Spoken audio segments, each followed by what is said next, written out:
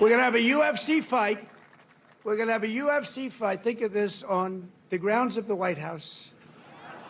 We have a lot of land there. We're going to build a little, we're not, Dana's going to do it. Dana's great, one of a kind. We're going to have a UFC fight, championship fight, full fight, like 20, 25,000 people.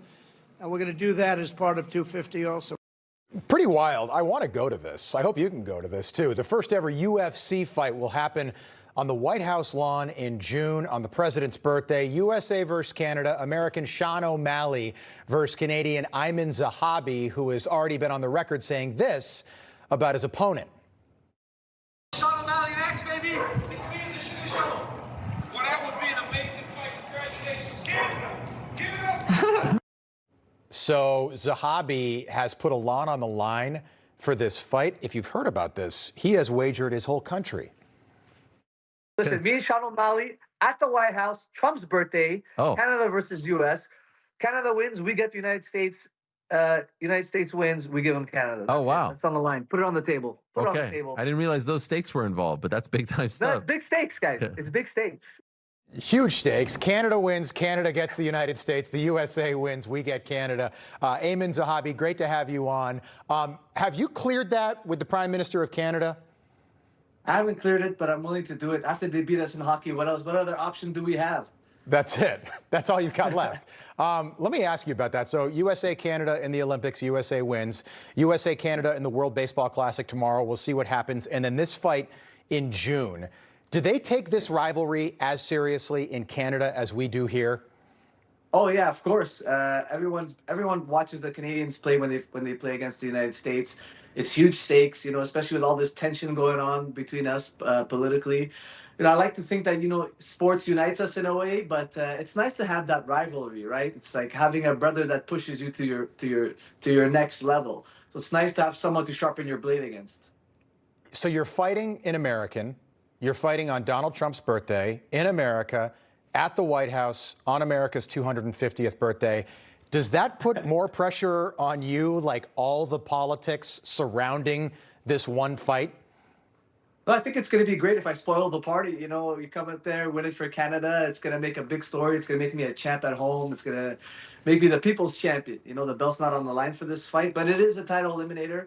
And it's cool to have the politics involved in the sense that more people are going to be watching. Some people who have maybe never watched MMA before, they're going to be intrigued in this matchup because of the stakes. Here is your opponent. So this is Sean O'Malley talking about this fight. Take a look. Me plus 11 other people that get to make the walk from the Oval Office. That's what they're saying. You walk from the Oval Office into the White House lawn, and it's yeah, it's honestly hard to even wrap your head around. It doesn't even feel like it's reality. So it would look pretty bad if he lost on American soil with all of this surrounding the fight. How do you respond to the accusations that you were chosen to guarantee a win for the American on American soil in front of Donald Trump?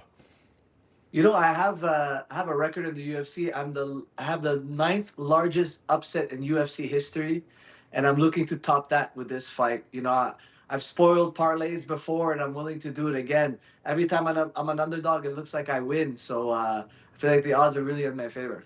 I'm wondering, do you like Donald Trump? Yeah, I think he's all right. You know, listen, I was a big fan of his because he promised no new wars, and he was going to stop the violence and the war in Gaza. And you know, if he was running in Canada, he probably would have been the guy I voted for. But now with this new war, it kind of, you know, it's not the best thing. I didn't expect a new war out of him. But yeah, you know, everyone has good and bad in them. And, you know, I think he's okay. Let me ask you this. Mark Carney's a prime minister now in Canada. He takes over for Justin Trudeau, who is not popular here or in Canada. Does Canada need their own version of someone like Donald Trump? Listen, when it comes in terms of, like, I don't want Canada to go to wars and things like that. Like me, I'm very against war. You know, my parents came from a country that was destroyed because of civil war. Mm-hmm. So I want a leader like Trump in the sense of how he sees economics. I want, you know, Canada to be a country that people want to invest in. And if you're somebody who works very hard, you can, you know, move up in the classes. You know, you can go from low level to middle Yeah, class, to upper middle class, to becoming rich. You know, I would like capitalism to reign in Canada instead of like socialism. We're headed a little bit more towards socialism these days. So, you know, some in terms of like no tax on tips, no tax on overtime. These are the kind of things I want to see in Canada, Right. you know, so that people can really make it here instead of, you know, us hitting that ceiling. You're a very likable guy. I wish you the best of luck in June. I hope I'm there. I hope I can be there. But I also hope you lose because I'm an all-America guy. but best of luck to you, and thanks so much for being with us tonight. We appreciate it. Aiemann Zahabi, thank you. Thank you. Information. Truth is freedom. Is Newsmax. It's real news for real people.